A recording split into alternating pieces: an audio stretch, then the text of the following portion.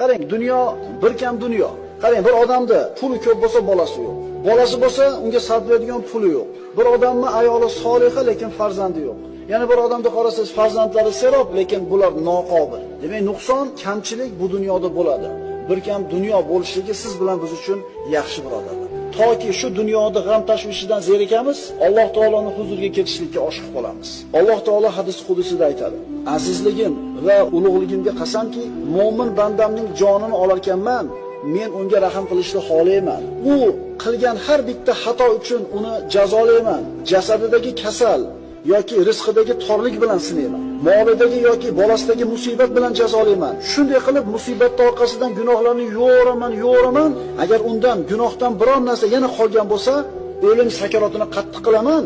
Oxirida shu bilan yuvib tashlayman", deyapti Alloh taolo. Shunda u menga xuddi onasi uni tuqqan kunidagi holidek ro'baro bo'ladi.